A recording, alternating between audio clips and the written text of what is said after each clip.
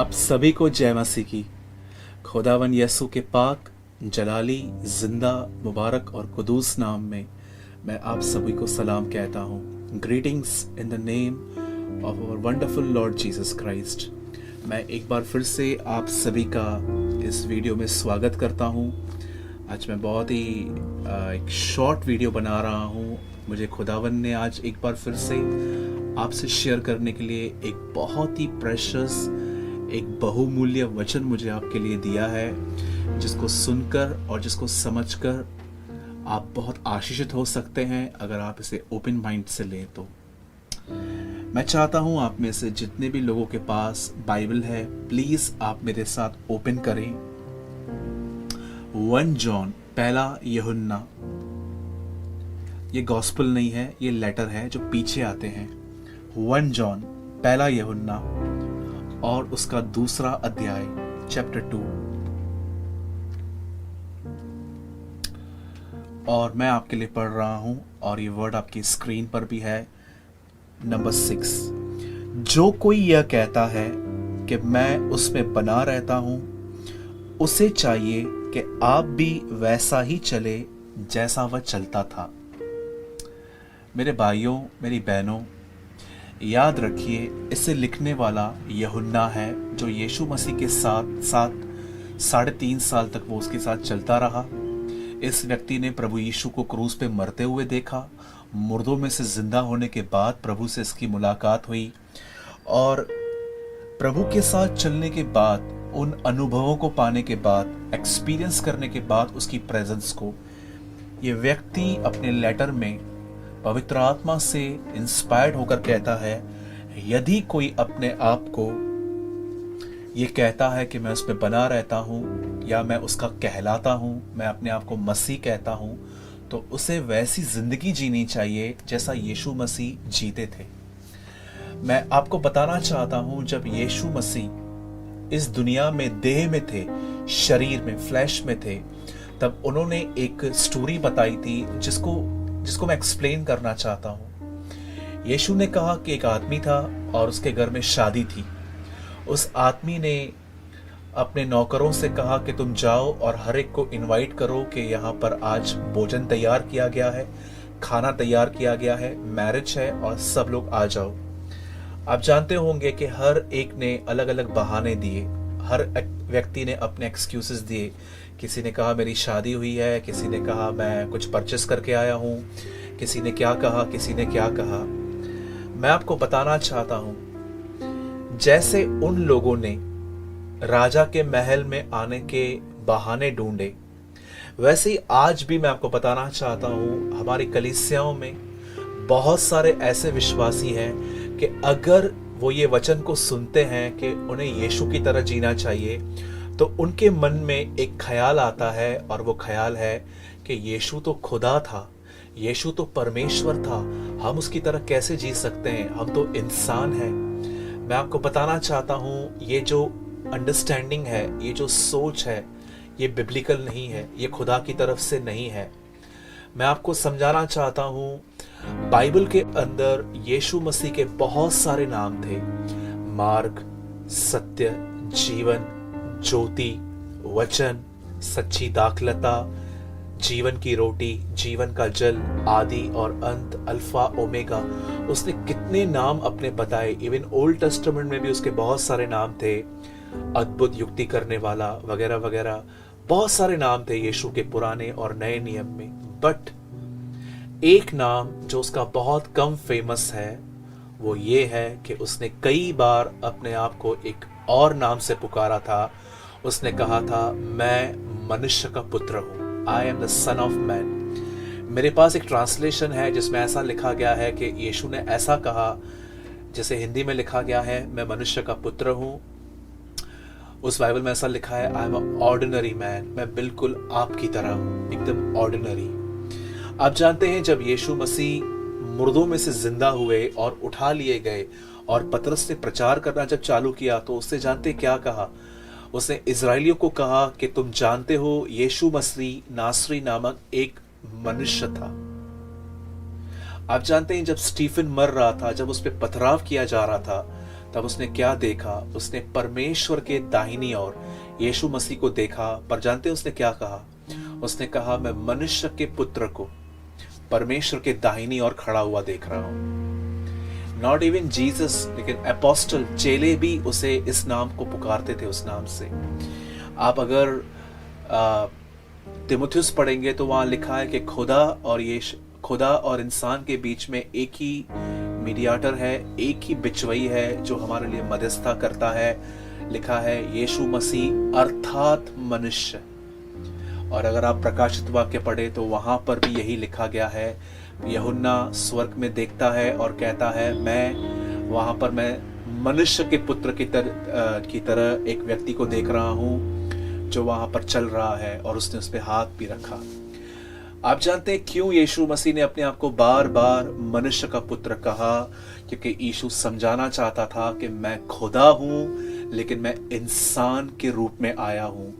याद रखिए, जब यीशु मसीह दुष्ट आत्माएं निकालता था, तब दुष्ट आत्माएं उसे कहती थी कि हम जानते हैं तू कौन है, क्योंकि दुष्ट आत्माएं अच्छे से जानती थी, भले ही ये बाहर से इंसान है लेकिन ये अंदर से खुदा है।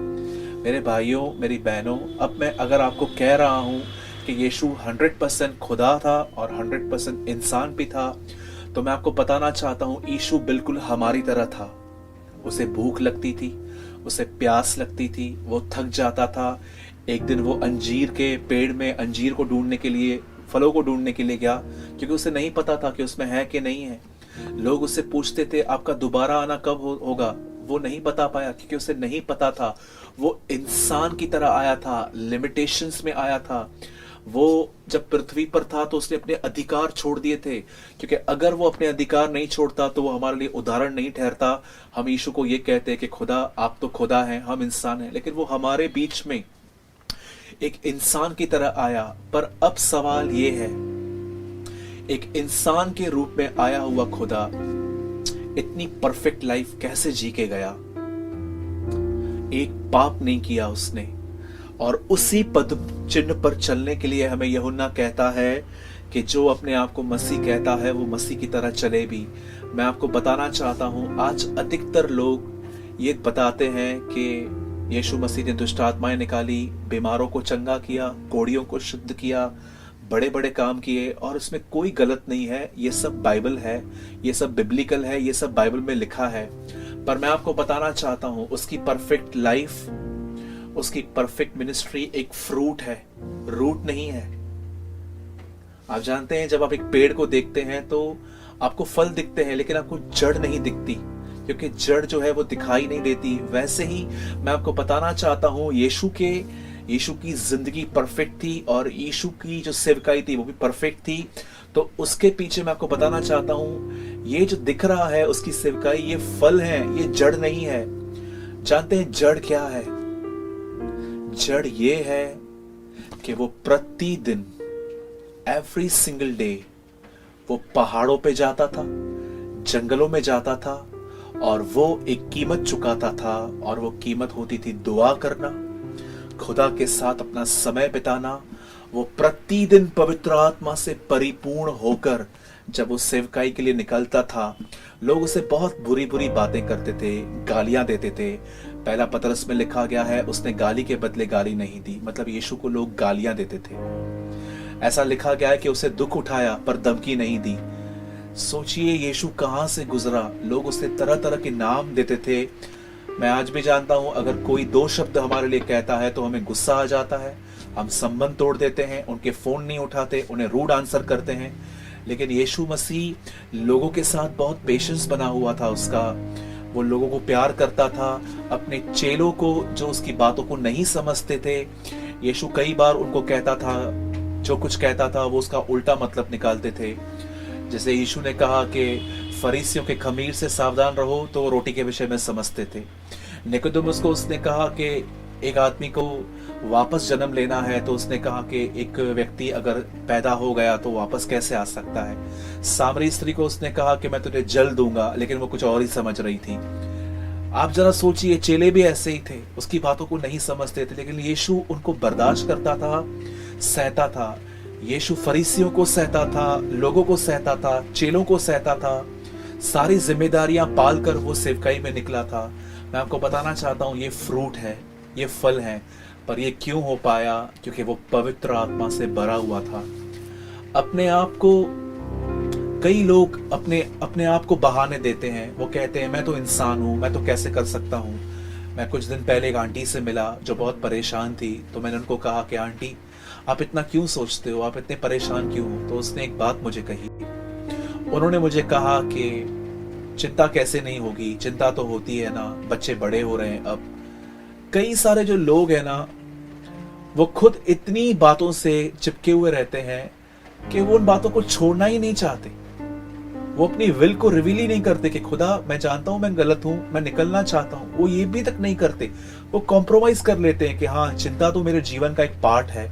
या कई लोगों को हम कहते हैं कि यीशु की तरह जिंदगी जीनी है, तो वो लोग वापस एक बहाना बना लेते हैं कि यीशु तो खुदा था, जैसे मैंने आपको एक्सप्लेन किया। याद रखिएगा, परमेश्वर को अगर कुछ चाहिए तो वो है आपकी मर्जी। अगर आप अपनी मर्जी जाहिर करेंगे तो खुदा आपके लिए आपको होली स्पिरिट से फिल्ड करेगा और यीशु की तरह जीने में आपकी मदद करेगा। जरा सोचिए, मरियम मगदलिनी और जो बहनें मॉर्निंग के टाइम यीशु के कब्र पे जा रही थी, तो आप जानते हैं वो रास्ते पे क्या बात कर रही थी? वो कह रही थी कि पत्थर को आखिर कब्र से कौन लुढ़काएगा। पर वो ये कह के रुक नहीं गई, वो चलती गई। उन्हें बिलीव था कि कुछ होगा, और जैसे वो वहां पर गई रास्ता खुला हुआ था। मैं आपको ये कहना चाहता हूं, मैं आपको ये समझाना चाहता हूं, अपने आप को एक्सक्यूजेस मत दीजिए। प्रभु के और आपके बीच में बहाने मत लेकर आइए। मैं तो इंसान हूं, आप तो खुदा हैं। मैंने आपको आज समझाया, यीशु हमारी तरह इंसान था, पर कैसे वो एक अच्छी जिंदगी जी पाया। उसने कभी गाली नहीं दी, उसने कभी यहाँ की बातें दूसरों के घरों में जाके नहीं बताई, वो कभी निंदाएं नहीं करता था, वो सत्य बोलता था, वो प्यार करता था, वो कभी झूठ नहीं बोलता था। आज बिलीवर्स झूठ बोलते हैं, गालियां भी निकालते हैं, कई सारे गलत बातों में इन्वॉल्व हो जाते हैं। आप जानते हैं क्यों आप इन्वॉल्व हो जाते हो? क्योंकि आपको पाप को ना कहने की ताकत नहीं है, और ये इसीलिए है क्योंकि आप खुदा के साथ समय नहीं बिताते, आप उस प्राइस को पे नहीं करते जो एक्चुअली बाइबल जिसके बारे में कहती है। और प्राइस एक ही है, अपना समय खुदा को देना, उस समय में खुदा का कलाम पढ़ना, दुआ करना, फास्टिंग करना, वर्शिप करना, ताकि आप आत्मा से भर जाएं, और जब आप कमरे से बाहर निकलें तो आप बिल्कुल वैसे जिए जैसे यीशु मसीह जीता था। याद रखिए, सेवा और जीवन एक फल है, लेकिन खुदा के साथ संगति उसकी जड़ है, वो रूट है। जो वहां पर कामयाब है वो जीवन जीने में कामयाब है।